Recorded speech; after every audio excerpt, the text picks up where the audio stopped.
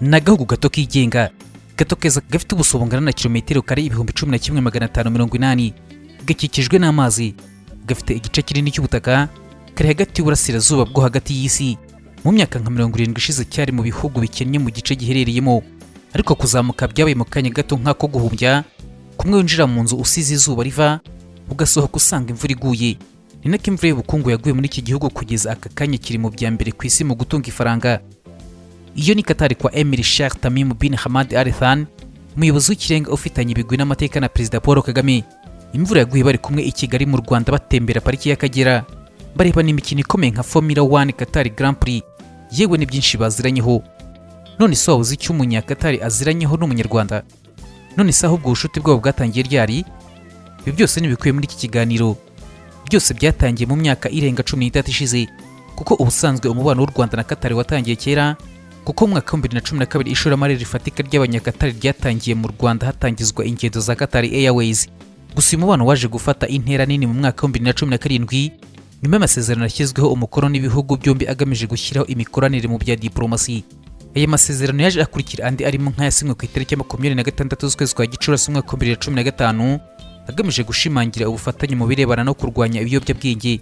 Hari nyuma y'uko mu mpera z'umwaka wa 2014 mu Rwanda hafatiwe abacuruza ibiyobyabwenge bahageze baciye ku kibuga cy'indege mpuzamahanga cya Doha muri Qatar bavuye muri Amerika y'Epfo. Umwaka wa 2018 wazanye isura nshya mu mubano w'ibihugu byombi, bigaragazwa n'inshuro nyinshi abayobozi b'u Rwanda n'aba Qatar bagiye bahura. Nka Perezida Paul Kagame yasuye Qatar aganira na Emir w'iki gihugu, bari bahuriye kandi i New York nabwo bagirana ibiganiro. Paul Kagame kandi yarahuriye i Munich na Minisitiri w'Ububanyi n'Amahanga w'icyo gihugu cya Qatar. Umubano w'u Rwanda na Qatar waranzwe no kugenderanira kw'abakuru b'ibihugu byombi. Perezida wa Qatar aho kuvuga perezida bamwita Emiri. None se ubundi ni muntu ki? Emiri ni ijambo rikomoka kuri Amiri ryo mu Cyarabu, rivuga umuyobozi mu buryo bwa cyami n'umuyobozi wa guverinoma, akaba n'umugaba w'ingabo. Sheikh Tamim yavukiye i Doha mu mwaka w'1980, ari umwana wa kane wa Sheikh Hamad bin Khalifa Al Thani n'uwa kabiri ku mugore wa Sheikh Moza binti Nasser Al Misned. Yakuze ategurirwa kuzavamo umuyobozi, atangira amashuri muri Qatar ariko yarangiriza mu Bwongereza. Yize mu ishuri rya Sherborne riherereye mu gace ka Dorset, arangiza mu mashuri yisumbuye mu mwaka w'1997, aho mu mwaka wakurikiyeho yabaye umwe mu barangije mu ishuri rikuru rya gisirikare rya Sandhurst mu mwaka nyine w'1998. Iri shuri ryizemo abahungu ba nyakubahwa Perezida wa Repubulika Paul Kagame, Ian Kagame na Brian Kagame. Sheikh Tamim yasubiye muri Qatar ahita yambikwa ipeti rya Suriyetona mu ngabo za Qatar. Urugendo rwe nk'umuyobozi rwatangiye mu mwaka wa 2003, mukuru Sheikh Jassim amaze kugaragaza ko nta nyota y'ubutegetsi afite. Sheikh Tamim ahita aba umuragwa bidasubirwaho.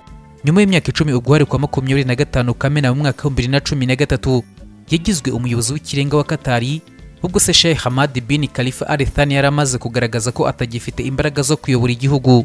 Akijya ku butegetsi yagize uruhare rukomeye mu iterambere rya Qatar mu nzego zitandukanye iz'ubuzima bw'igihugu, imiyoborere ye iteza imbere uburezi, ubuvuzi n'ibikorwa remezo ku buryo byazamuye iterambere ry'igihugu mu buryo bwihuse. Yanashyize imbaraga mu guteza imbere guhanga udushya mu ikoranabuhanga no guteza imbere inzego zitandukanye z'ubukungu.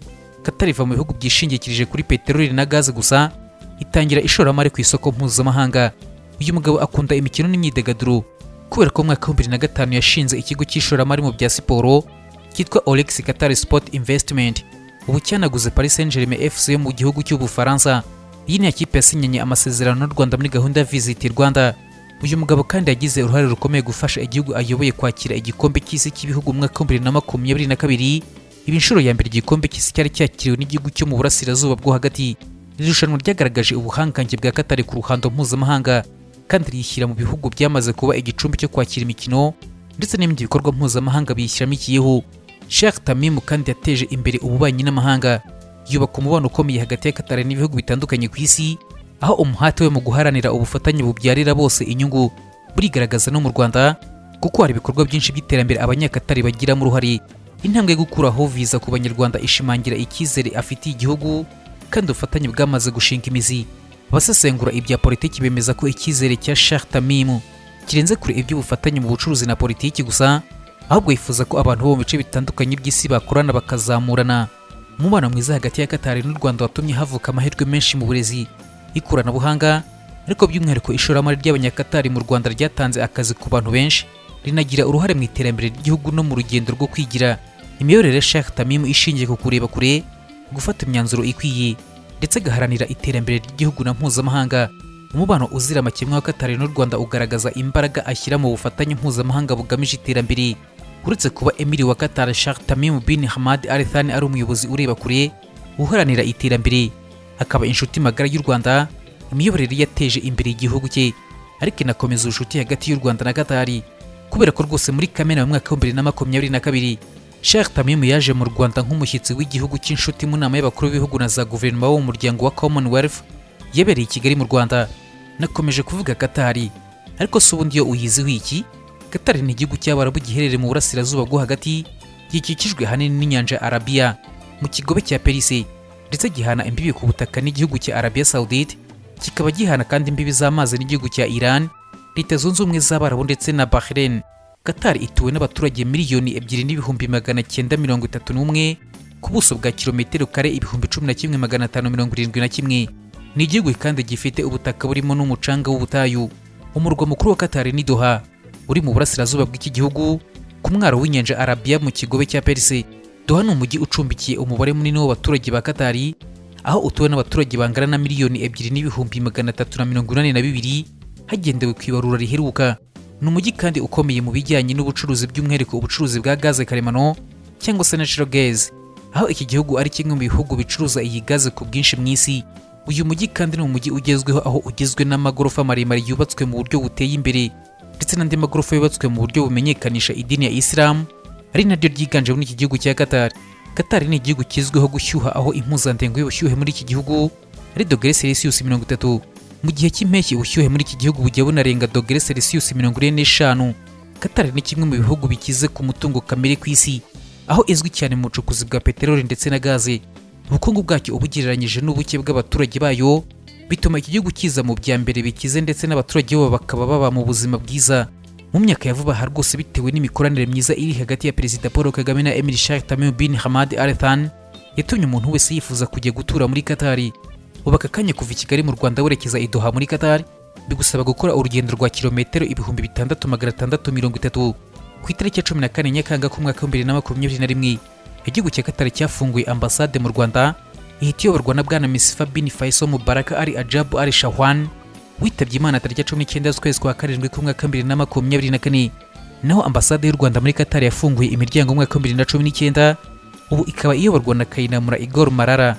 Mu myaka itari ya kera rwose, Qatar yari mu bihugu bikennye mu gice yari iherereyemo, kubera ko iki gihugu cyakuraga amafaranga mu burobyi.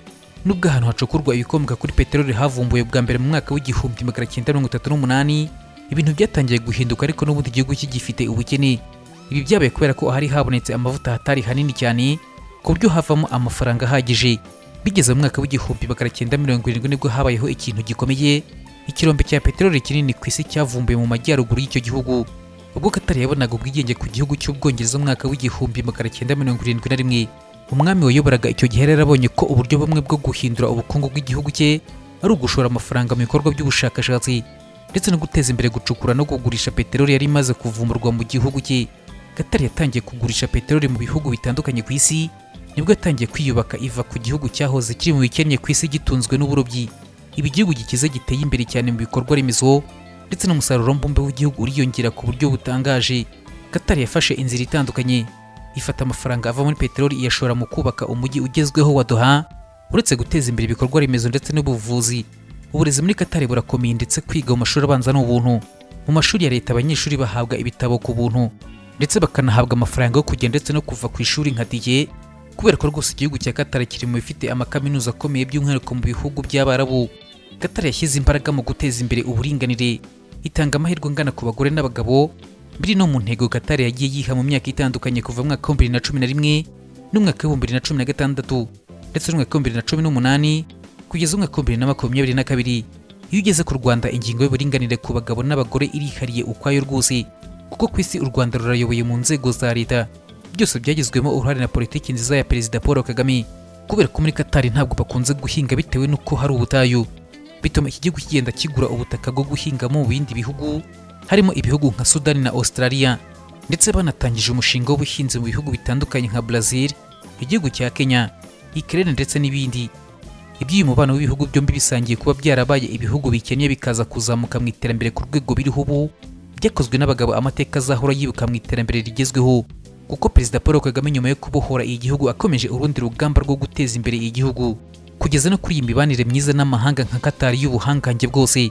Ku rundi ruhande Emir wa Qatar nawe ni umugabo wubatse amateka akomeye muri Qatar kugeza aka kanya cya gihugu cyari gitunzwe n'uburobyi kibi cya mbere mu bukungu ku isi.